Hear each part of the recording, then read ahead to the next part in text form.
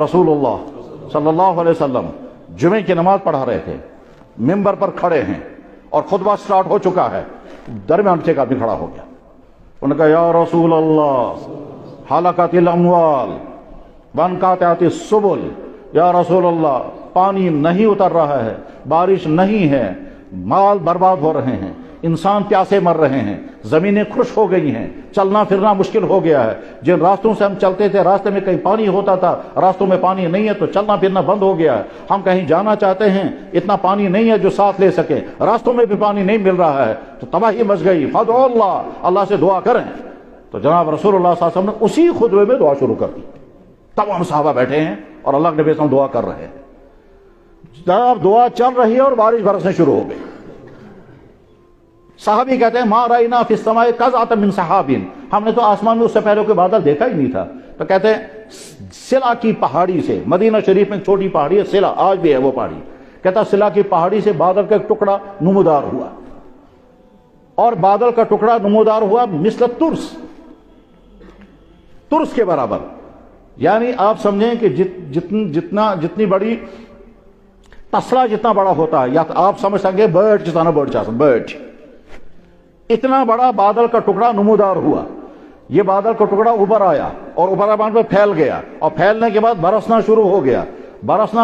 अल्लाह के नबी अलैहि वहीं खुतबा दे रहे हैं और पानी के कतरे यहां से गिरने लगे। इसी बारिश की हालत में ही नमाज जुमा अदा हुई। बारिश की हालत में लोग अपने घरों को पहुंचे और भीगते हुए पहुंचे। एक हफ्ते तक लगातार बारिश बरसती रही, बारिश बरस रही है। अगला जुमा है, जनाब रसूलुल्लाह सल्लल्लाहु अलैहि वसल्लम खुतबे के लिए खड़े हो गए। जो ही आप खड़े हो गए तो वो साहबी खड़ा हो गया, या तो वही साहबी खड़ा हो गया या दूसरा कोई साहबी।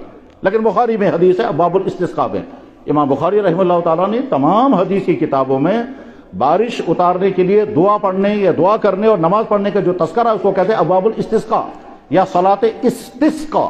इस्तिस्का का लफ्ज़ कुरान करीम में भी है।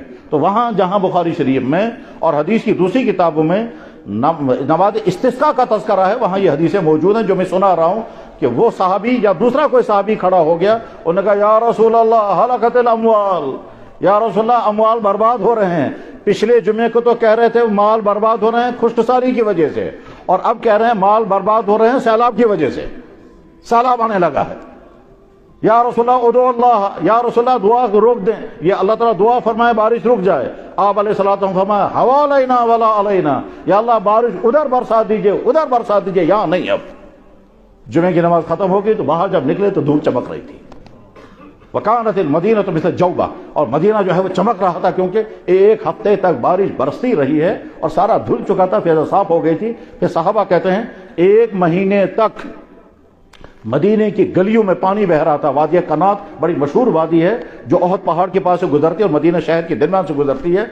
आज भी वो उस वादी के कुछ आसार मौजूद हैं। तो एक महीने तक वादी कनात से पानी बहता रहा और समझते रहे कि सब चारों तरफ से लोग आकर कहते थे बहुत बारिश हो गई, बहुत बारिश हो गई। ये जनाब रसूलुल्लाह सल्लल्लाहु अलैहि वसल्लम के मुबारक ज़माने में वाक़या पेश आया और हदीस की तमाम किताबों में मौजूद है। ज़ाहिर है अल्लाह के नबी अलैहिस्सलातु वस्सलाम ने दुआ फरमाई और उसी वक्त बारिश शुरू हो गई और उसके नतीजे में मदीना सैराब हो गया। तब उम्मत के लिए क्या पैगाम है? तो जवाब है उम्मत के लिए पैगाम यह है कि जब तुम्हें कभी इस तरह की मुश्किल सामने पेश आ जाए तो वही तरीका इख्तियार करो जो जनाब रसूलुल्लाह सल्लल्लाहु अलैहि वसल्लम ने इख्तियार किया था और हज़रात सहाबा किराम ने भी किया था।